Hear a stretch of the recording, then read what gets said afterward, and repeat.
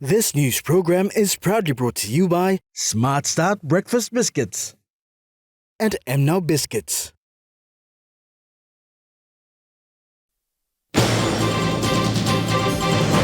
World Indigenous Business Forum to take place in October in PNG. Police to investigate viral video on social media. And World Water Day commemorated in the nation's capital.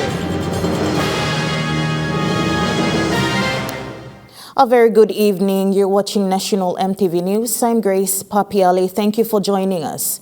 Minister for Information and Communication Technology, Timothy Masiu, said in Parliament today that the Media Council of PNG is not doing enough to regulate media in the country. He said a media policy will empower them to do their tasks. Minister Masiu was responding to the member for Kokopo, Ereman Tobining Jr., regarding the National Media Development Policy. In one of the questions, Tobining asked Minister Masiu to clarify on how the National Media Development Policy will protect the media and not suppress it. It's concern being raised by members of public, and the government is attempting to suppress media freedom and again freedom of speech using the new policy. And I believe, yes, this government is addressing this issue to protect the people of this country, and especially not as leaders only, but through the people of our beautiful country. Minister Masiu said the National Media Development Policy has 4 objectives, and one of them is to facilitate and coordinate information and the quality of journalism so that right information is being disseminated.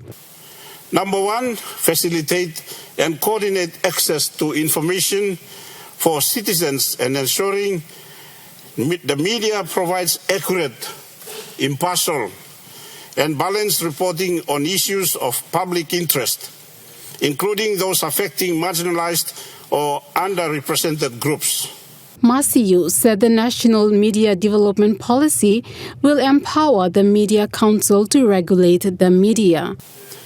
The ministry maintains the view that the PNG Media Council, through its self-governing model, is not doing enough to grow the profession and hold journalists accountable. In terms of Tobining's question on the progress of the National Media Development Policy, Masiu said his department is working on getting the policy ready for reviews. As a matter of update, my department will be publishing a consultation report this week.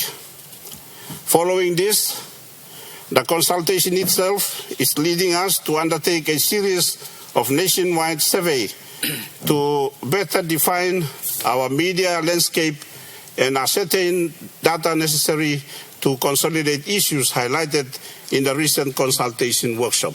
Minister Masiu clarified to the House that the National Media Development Policy will act as a regulator and protector towards the dissemination of information from media houses to the public. He asked all MPs in the Parliament to participate in the reviews once the policy is out for review. Cynthia Maku, National EMTV News. Today, the CEO and founder of the World Indigenous Business Forum, after arriving late last week in Port Moresby, had the opportunity through the Office of the Vice Minister for International Trade and Investment, Cassie Sawang, had a visit to the 14-Mile Adventure Park and the National Museum and Art Gallery. Today, the team from WIBF were given a tour of Port Moresby, where they were able to visit some of Port Moresby's tourist attractions. After the tour of the APEC House earlier this week, the team today were able to drive up to 14 Mile to the Adventure Park, where they visited the bird sanctuary to take photos and to see the famous and iconic bird of paradise.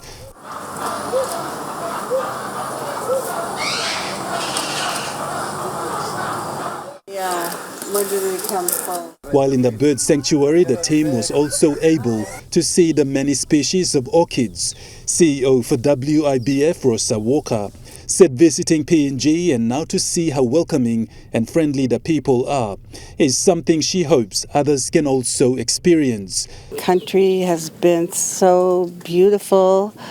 The facilities that we've toured, the hotels, the OPEC house, amazing.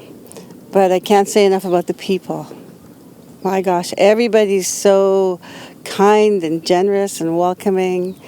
I'm sure that the rest of the people who are going to come here in October 23rd through the 26th, they're going to be just as amazed as I am. Alluding to Rosa Walker was Mackenzie Otway, who also gave similar compliments to the country. As soon as we landed in Papua New Guinea, it's been an amazing experience, and it's going to be very hard to leave this beautiful place, and I look so forward to coming back again, especially in October. And both women who enjoyed their tour were finally brought over to the crocodile pond, where they witnessed the feeding of the giant reptile.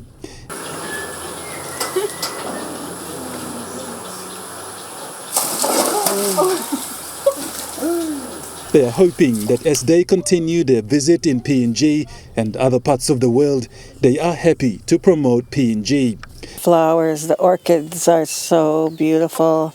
We don't see that in Canada because we have such a long winter, so our growing season, we can grow flowers like this. And it's just amazing. The birds, I never thought I would see anything so beautiful. I can't wait to share this with everybody from around the world. The tour continued to the National Museum and to see the artifacts and artworks of PNG. This is just a snapshot of what PNG has to offer when it comes to our diverse biodiversity, traditions and cultures. Godwin Eki, National EMTV News. Papua New Guinea will host for the first time the World Indigenous Business Forum come October this year. Today, EMTV was able to get first-hand information on what WIBF is and why they have chosen to host this international event in PNG. CEO and founder of WIBF, Rosa Walker, said this is an international event that will put PNG on the world map. With less than 9 months before PNG gets to host one of the global events, and with more than 1,000 delegates expected to reach the PNG shores, CEO for WIBF, Rosa Walker, said the event is no ordinary event, as it will promote and put PNG on the world map, just like the Apex Summit did. She said the World Indigenous Business Forum will be an opportunity to bring together business-minded individuals from around the world. We've spoken to people in New Zealand, Australia, Fiji. They're coming from Colombia, from Ecuador, from Chile. So those are the places we've already been. So Papua New Guinea is now going to be on the map, the global map, as a destination for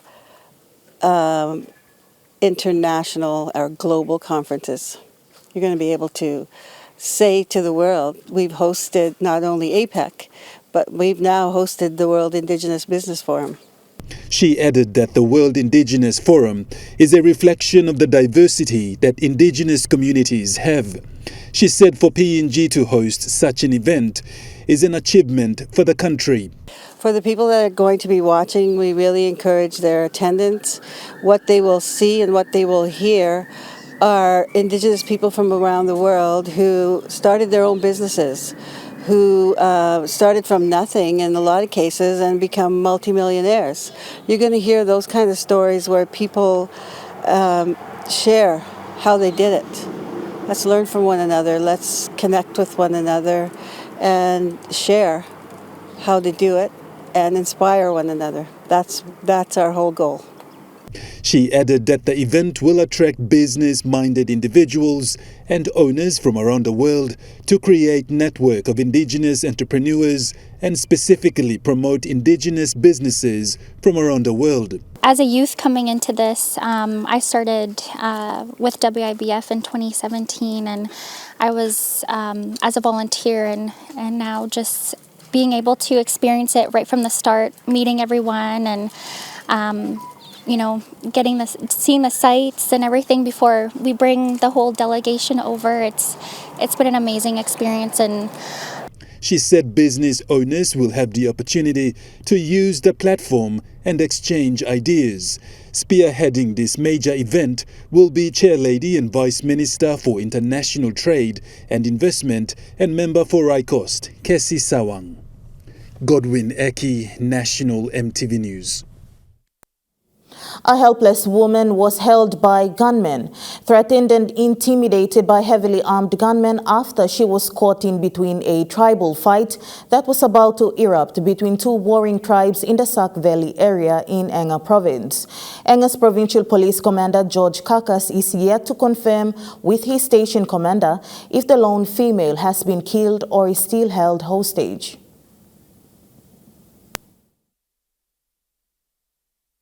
After a video of this lone woman who was being harassed and threatened at gunpoint by armed men started circulating on social media, EMTV News reached out to the Enga Provincial Police Commander.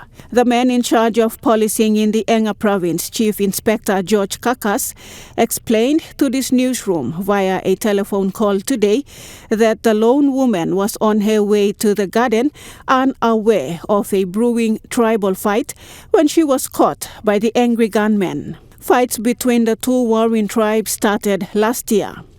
Two tribes, the Yaw tribe and the Palino tribe are fighting now. Only fight early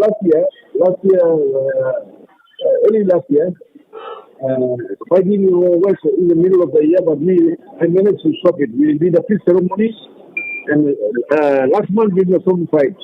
In fact, 2 months ago, we did some fight, and they laid down arms. They signed the preventive order, but last week now, fighting break out. PPC Kakas added that families were prevented from going to their gardens and from carrying out their daily routines because their gardens were situated right where the battlefield is. The lone woman decided to go gardening for food when she was caught, hence harassed and threatened at the hands of these merciless gunmen. Police is yet to establish the full details of this woman and her current status. We will keep you updated on this developing story. Lindy Suharupa, National EMTV News. Following the recent killing of a mother and her child at Kulungi along the Talasia Highway in West New Britain Province, relatives of the deceased have presented a petition to the political leaders of the province through Provincial Police Commander Chief Superintendent Peter Baki. Amongst the pointers in the petition, the relatives want police work to be beefed up and better enhanced for effective policing work, including regular police patrols along hotspots areas in the province. Situation in the province, especially in villages along the Talasia Highway, is still tense following a planned protest march into Kimbe town that was stopped by police yesterday. The relatives of the deceased from Kilu village have presented a petition to their leaders, and they want answers, as they say innocent lives have been lost over time in the hands of merciless criminals with guns. Provincial Police Commander of West New Britain Province outlines pointers raised in the petition through a telephone interview with this newsroom. On that petition, I think 5 of them relating to police. First one is they wanted these people to be arrested. If not, their parents should be arrested. One is to provide police patrol along the highway to ensure safe passage. The other one is to create a task force to investigate the criminal network in the area. Final one is they wanted a bail call, not compensation, but belly pay of 30,000. PPC Baki also mentioned that a special investigation task force team has been set up in the province as of yesterday, and so far, with community assistance, 10 arrests have been made with the suspects in police custody. MTV News understands member for Talasia Freddy Kumai has skipped parliament sittings and is in the province with the grieving relatives and police to find a better way to effectively address law and order issues in the West New Britain province and especially in his electorate. Lindy Suharupa, National MTV News. National MTV News continues after the break. Stay with us.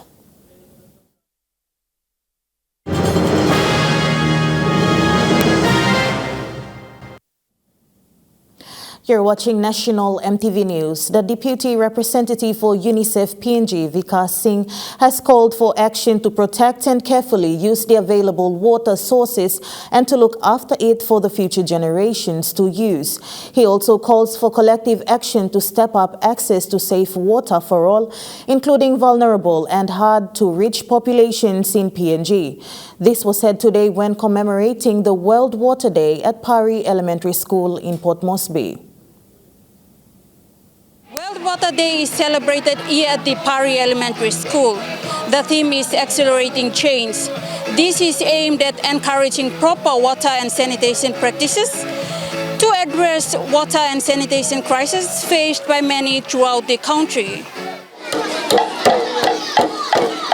The event was collaboratively supported by UNICEF, the Australian High Commission, National Department of Education and National Planning and Monitoring through its Water, Sanitation and Hygiene or WASH Program Management Unit.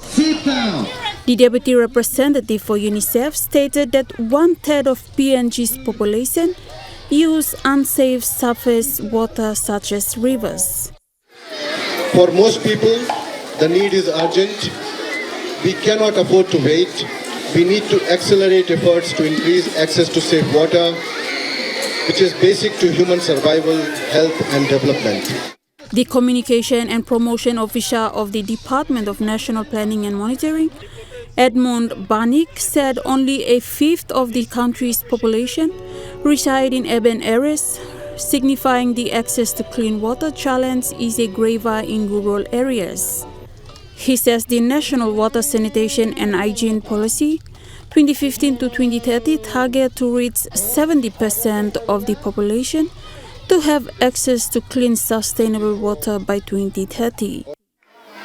Through the National WASH Policy, the government has committed itself to improve WASH sector so that we can achieve our goals set out in the WASH Policy as well as the SDG Global Goals by 2030. The WASH facilities at the Pari Elementary School was also launched today, which was installed by UNICEF under the Education in Emergency Response and Recovery Program through the deferred funding from the Australian government. Estagane, National MTV News. In commemorating the World Water Day that is celebrated every 22nd of March worldwide, the member for Rai Coast in Madang Province, Kesi Sawang, has asked the government to give an update on the current status of the water sanitation and hygiene program in the country. As the world, including PNG, celebrates World Water Day today, the member for Rai Coast, Kesi Sawang, is concerned over the many that have no access to clean, safe drinking water. She asked the Prime Minister today to give an update on the status of WASH programs in the country, including the budget for the program. We have a national target that the government has set over a decade ago, that by 2030, 70% of our people, both urban and rural, should have access to clean, safe water and sanitation. Prime Minister James Marape, in response, said the government has allocated 7 million kina towards the program. T23, from indications, we are anywhere between 20 to 40%. Depending on which part of the country we are at, but the national average runs from 20 to 40% delivery thus far. I want to give assurance to the Honourable Leader who've asked this question that our government is conscious about the need for our people in their rights to have access to clean water. PM Marape said districts and provinces must take the lead in rolling out the WASH programs in their respective areas of responsibility. Encourage all districts and provinces that embrace the WASH policy that my government embraces in totality, that it is our people's right to have access to clean water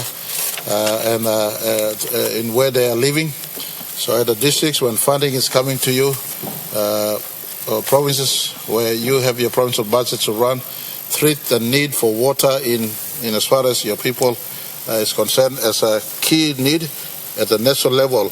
Papua New Guinea has a WASH policy 2015 to 2030 in place, which focuses on improved service delivery of drinking water, sanitation, and promoting long-term hygiene behavior change. Currently, the program is under the Department of National Planning and Monitoring. Cynthia Maku, National EMTV News. International Day of Forest was observed and commemorated throughout the world yesterday, the 21st of March 2023. Domestically, celebrations were held by the PNG National Forest Authority in their respective provinces, which they operate out of. Whilst in Port Moresby, the PNG FA staff and stakeholders had a tree planting program to mark the day at the Kuriva forestry site.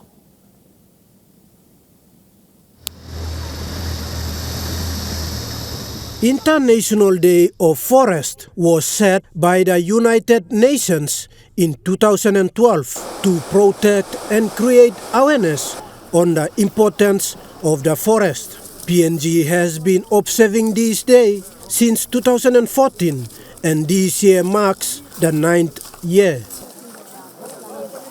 National Forest Authority Board Chairperson Faith Baden gave a brief history of the International Forest Day. The United Nations General Assembly proclaimed on the 21st of March, as a member of the United Nations General Assembly, PNG recognized that day to be celebrated first in 2014. The International Day of Forest creates awareness in the importance of all types of forests and on the need to preserve and care for the world's forest. The Chief Operating Officer of the National Forest, Magdalene Maihua, said the forest is important for human survival, so replanting of trees must be a priority. Climate change effects, all kinds of things are happening because of the fact that our forest in this world is diminishing. The forest, as you know, that it plants takes in carbon dioxide from us human beings and living organisms, and they in turn give out oxygen for us to breathe and stay healthy. So you realize that oxygen gets depleted because of the fact that a lot of the forest is being depleted. Staff of the PNG FA and its partners with volunteers planted a total of 2,400 seedlings of kwila, mahogany, and teak trees, covering 2.8 hectares of land. The theme for this year is Forest and Health, Healthy Forest for Healthy People. Chief Operating Officer Maihua also appealed and encouraged people to plant more trees to fight climate change and gas emissions, and also the forest and trees are the lungs of the earth, and for people to be healthy, the environment needs to be healthy. Thomas Sulembari, National EMTV News. Motor Vehicle Insurance and the Kerema District Development Authority have signed a one-year PMV subsidy agreement through Member for Kerema, Thomas Opa. This will see the subsidizing of PMV registration and compulsory third-party insurance cost of PMVs registered under the Gulf PMV Association. 200,000 Kina PMV subsidy funding was presented by member Thomas Orpa to the MVIL CEO Michael Markup today at the MVIL head office in Port Moresby. The signing of this Memorandum of Understanding marks a significant start for Gulf Province that they have entered into a PMV subsidy which will cater for PMV registration and compulsory third-party insurance cost of registered PMVs. MVIL CEO Michael Markup said this key initiative ensures that vital PMV service is provided to the PMV operators in Kerema. Beneficiaries are the PMV operators of the Gulf PMV Association and the rural communities of Gulf Province that rely on public transportation services to have access to markets to sell their produce, to go to schools, to wherever, health facilities and other government services and goods. Markup described this arrangement as the first of its kind with this district. You are vetting that, and with that vetting, it comes to our offices and we do the registration and CTP. So I think that is another good initiative that you have actually introduced to us and our team. The benefit, because I know that PNG is open to cross provinces and regions, so PMVs are moving around. So you need to ensure that that benefit goes to your voters and the people that rightly deserve this service. So MP Opa explained that this initiative is important for small PMV operators as this cuts the cost of registering their PMVs. It is also a support to local small businesses to expand. This partnership will, we are looking at a long-term partnership with MVL to alleviate some of this burden for our PMV operators, and we want to support them. And this is one of the initiatives that we've started. And we are looking at SME training, upskilling them, giving them basic financial literacy training, and also supporting their drive. With Gulf Province at the cusp of the next development big development in Papua New Guinea, with the Papua LNG and the Pasca gas development coming up, we see that there will be a growth in business and the need for compulsory registration of vehicles. The 200,000 Kina check presentation by the Kerema District Development Authority is an initial deposit to start the program. Grace Papiali. Meanwhile, PMV operators from Kerema can rest assured that security is of paramount concern to the Open MP, Thomas Orpa, and he is doing all he can to address the security issues faced by PMV owners. This was made known by the Kerema Open member during the MOU signing between MVIL and the Kerema District Development Authority. In the past, Gulf PMV operators have had issues with safe passage along the Hiritano Highway. Along the Trans-Tasman Highway, however, Gulf PMV operators have been sharing the 600 route with PMV owners that are not from the province, and this has led to issues in the past and concerns raised. Some are beyond our control. We can't force people to not move around in this country. Anyone can move around in this country. So we can't really force anyone not to move around.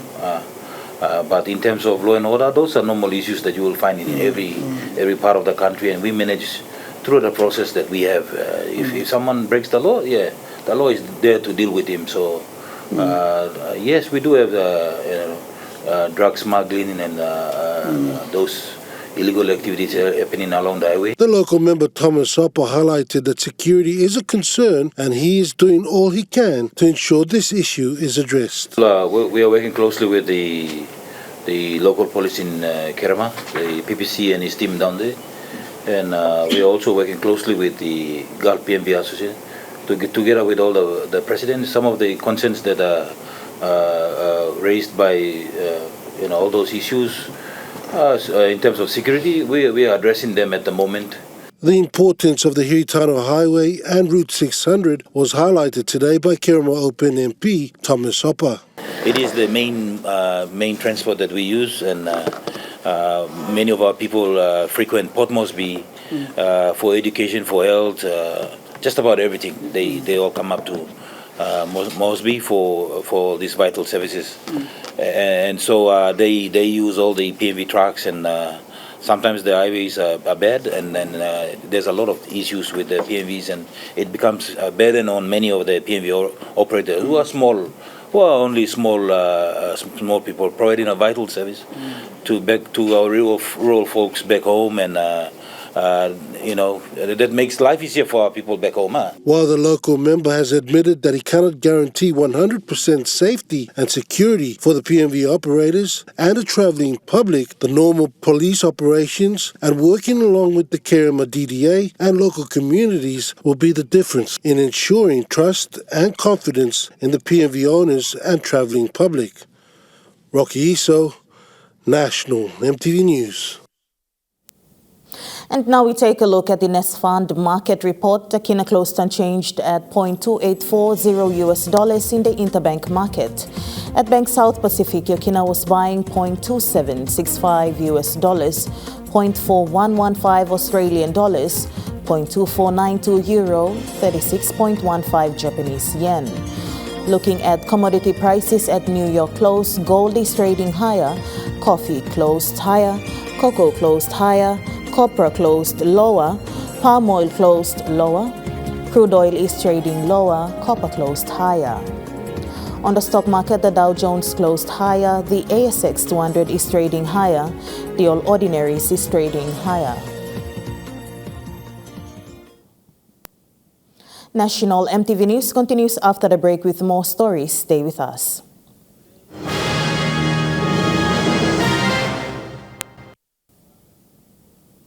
You're watching National EMTV News.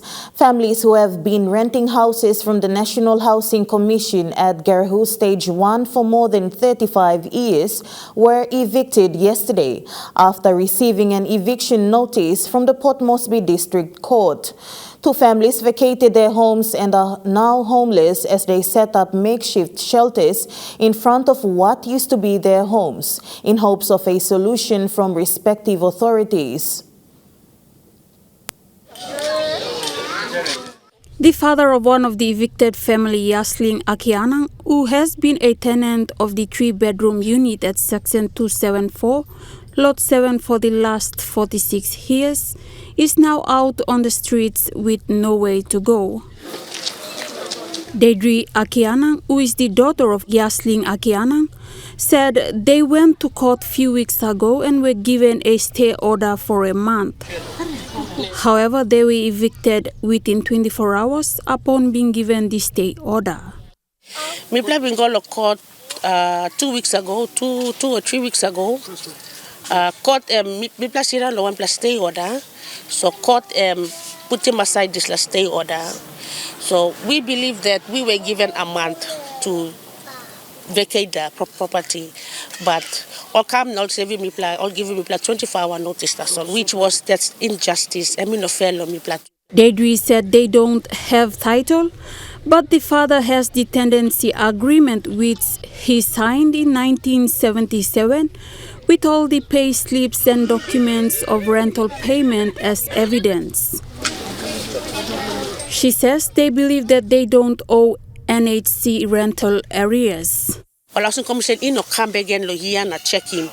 Who said stop lo here? How long you plus stop lo here? You plus got some outstanding arrears stop was man. It will notify me plan so that me plan can. Oh yeah, me plan like it title less so me plan gonna pay him outstanding like him. The other family who has been renting the house at Section 274 for the last 37 years were also evicted. One of the family members, Michelle Alu, said NHC came with police and asked the family members who were at home to remove all their properties. Meanwhile, in a media statement released yesterday, the National Housing Commission has denied any involvement of the eviction. Managing Director Henry Mokono clarified that according to NHC debtors records, the GIS property title was duly transferred to Gazette passengers John Nelson and Nellie Nelson on the 21st of December 2011. Prior to that, ex-tenant Yasling Akianang was paying a fortnightly rental of 12 kina until his deductions ceased in 1999. After obtaining the title in 2011, the Gazette purchaser Mr. Nelson and his wife never made any attempt to move into the property for the past 12 years until eviction was carried out by Mr. Nelson. The managing director said it is a private proprietary issue between the legitimate landlord and Mr. Yasling. NAD has no legal or equitable standing in this eviction. Esther Gane, National EMTV News. Moving on to overseas news now, Japan's Prime Minister has made a surprise visit to Kyiv, expressing solidarity and support for Ukraine against Russia's invasion.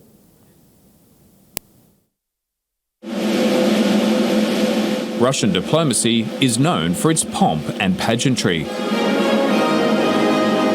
But few visitors to the Grand Kremlin Palace receive a welcome like this.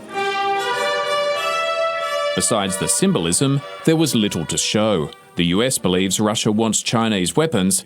After 2 days of talks, it walks away with a promise for deeper trade ties. The two joint policy statements we have signed fully reflect the special character of Russia-China relations, which are at their highest point in history.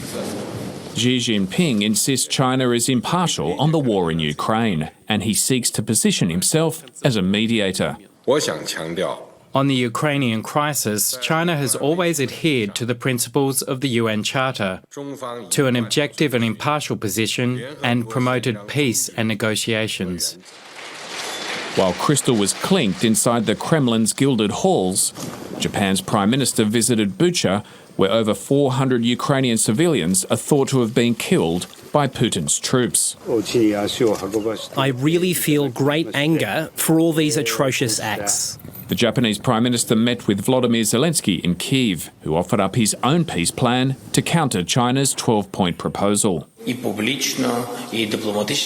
We have invited China, publicly as well as through diplomatic channels, to participate in our peace formula. He's still waiting for a phone call. In France, a riot has erupted after police charged and sprayed tear gas on demonstrators in central Paris, protesting after the re-election of the president. More than 200 people were detained, mostly for setting fire to rubbish left in the streets by striking waste collectors. The French president's move to raise the retirement age to 64 is deeply unpopular. The demonstrations represent a serious challenge to Emmanuel Macron's authority after his government barely survived 2 no-confidence motions. He'll speak on national TV later today in a bid to calm things down, but the president has ruled out snap elections or withdrawing the pension law. National EMTV News continues after the break with Trukai Sport. Stay with us.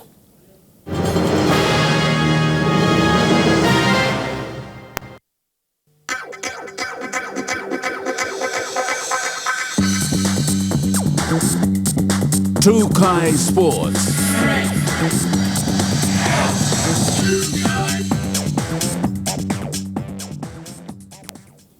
Welcome to Trukai Sports. Theodist has renewed its annual sponsorship with the PNG Olympic Committee by donating a check of 50,000 kina towards strengthening this partnership. This presentation was officiated by Theodist National Sales and Marketing Manager Kevin Anderson to PNG Olympic Committee Secretary General Ovita Rapila today in Port Moresby. Witnesses to this grand presentation were Theodist representatives, PNG Olympic Committee, along with former PNG swimming sensation Ryan Pinney, who is currently the Business Development Manager for Theodist and Chef de Mission for Team PNG to the Paris Olympic Games in 2024. The occasion saw the Theodist National Sales and Marketing Manager Kevin Anderson presenting the 50,000 kina check to PNG Olympic Secretary General Ovita Rapila. Very aware of the impact that sport can have on the community, and we're very aware of the impact that sport can have in terms of nation building. And we do know that that's one of the PNG Olympic Committee's that's one of their mantras and part of their visions and part of their goals. In acknowledging Theodist for its continued support towards the PNG Olympic Committee in promoting and supporting the development of sports in Papua New Guinea, PNG OC Secretary General Alvita Rapila stated that PNG OC always has games every year, and the sponsorship that they receive from Theodist enables them to carrying out the games. This kind of support that helps us ensure that we can get our athletes to excel and go away to the different games that we get to send Team PNG to, and we have a 4-year cycle of events. So on behalf of the Papua New Guinea Olympic Committee and Team PNG, we're extremely grateful for this support. This support makes a lot of difference. It goes a long way. Theodist Business Development Manager Ryan Pinney also expressed the same sentiments to that of Secretary General Rapila. The engine room that Alvita was talking about is humming. It's going all the time. There's so much information going between IOC, the International Olympic Committee, the Commonwealth Games and the Pacific Games. With the presentation witnessed today, Theodist looks forward to strengthening this sponsorship and partnership with the PNG Olympic Committee through way of programs and initiatives aimed at promoting sporting excellence and success in the country. Lisa Puni, Chukai Sports. To an update on our SP PNG Hunters. Following round 2 matches last Saturday where our Hunters drew with the South Logan Magpies, the squad is back in Port Moresby and undergoing training ahead of round 3 set for this Saturday, the 25th of March 2023, which will be competed on home soil. Today saw the Hunters undergoing their training session at the Santos National Football Stadium in Port Moresby. Following 2 away matches having been competed in Queensland, where in the first match, SPPNG Hunters beat Host Plus Cup newcomers, the Western Clydesdales, 20 points to 10, and in round 2 last Saturday, they drew against the South Logan Magpies, 22-all. The Hunters are back in the country ahead of their 2 home ground matches. As round 3 is 2 days away, today saw the Hunters undergoing their training sessions at the Santos National Football Stadium Field 2 in Port Moresby under the supervision of SPPNG Hunters head coach Stanley Tappand and Hunters assistant coach Paul Aiton. Hunters assistant coach Paul Aiton stated that the squad is very adamant of performing well on home soil in rounds 3 and 4. Considering a lot of new boys, our spine hasn't really... we didn't really have that solid spine all the way through the pre-season because we were trying different combinations, but this combination is starting to really gel and work together. Can't be more happier. Coach Aiton further emphasized that his side is ready to take on the Brisbane Tigers, which is currently being coached by former 2-term SPPNG Hunters coach Matthew Church, as they are currently focused on improving their performances ahead of the season. He'll be thinking about it more than us. We're not really. I think when we start worrying too much about them and not worried about what we do, that's when we probably start getting a little bit of trouble. So we're all just worried. We're a bit selfish, but we're just worried about ourselves at the moment, and we just want to make ourselves better. Coach Aiton went on to add that the players had not sustained any serious injuries and are awaiting their medical clearances. No serious injuries, which is good. We're just hoping to get our guys that are injured back in. I think Junior's almost back in. Costa's almost back in. We're waiting on medical clearances. Junior had a bit of a niggle. Junior Rob, and he's been outstanding for us. He's been really good leading from the front. So, nothing big. Lisa Puni, Trukai Sports. Trukai Sports continues after the break. Stay with us.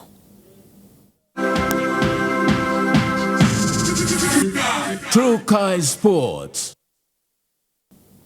Welcome back to Trukai Sports. With the Taekwondo National Championships just 2 days away before game day, the Southern Region athletes conducted their normal sparring sessions over the weekend at the Tauranga Aquatic and Indoor Centre. The Taekwondo National Championships will be staged in Port Moresby in 2 weeks' time.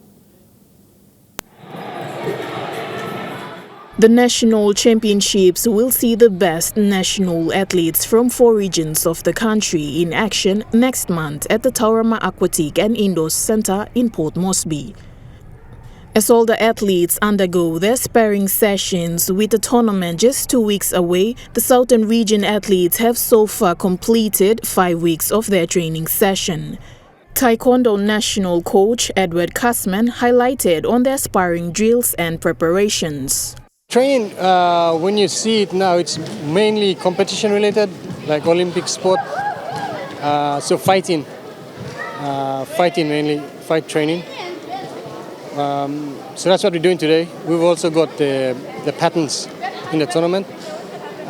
We call them pumse in Korean. I think in the Japanese, they call them kata in karate. So similar. We'll be doing that as well in the competition. According to Coach Kasman, the final squad who will be representing the country in the Solomon Islands Pacific Games will have to compete in this national event next month. Out of these athletes, a final 16 national representatives consisting of 8 men and 8 women will be selected to compete in the Pacific Games. There was a process. All the athletes that wanted to qualify for the national team had to go through the regional events and then go to the nationals, which is happening in 2 weeks' time. 8 men and 8 women, that's the senior team. And then there'll be reserves. So first and second will be considered. First, obviously, the national player, with a second place in that weight class being the reserve. Athletes that have a high possibility of making the national squad will come from the cadet division, blue and yellow belt divisions, the under-17s and the senior divisions. Lisa Puni, Chukai Sports. Moving to overseas sports now, in NRL, Dolphins forward Felice Kaufasi was unsuccessful at the NRL judiciary last night and will miss 4 matches. He failed in his bid to have a Grade 2 charge for a late hit when Newcastle halfback Jackson Hastings decreased to a Grade 1 at the judiciary. It means he will miss this Friday's huge clash against the Broncos. A successful downgrade would have resulted in Kaufusi, who has developed quite the reputation for playing the game on the edge, escaping with a $3,000 fine without a suspension. And that ends Trukai Sports. The Money Plus weather report is next. Stay with us. Trukai Sports.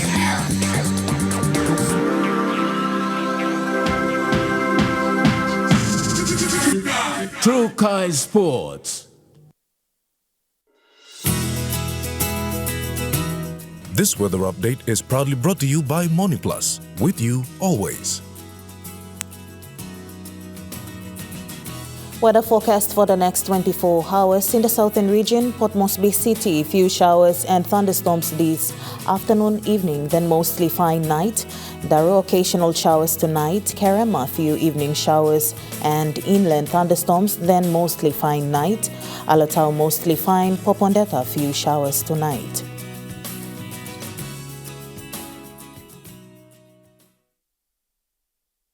The weather update was proudly brought to you by Money Plus, with you always. And that wraps up the news, sports and weather for Wednesday, the 22nd of March 2023. From the entire news team, pleasant viewing. Bye for now.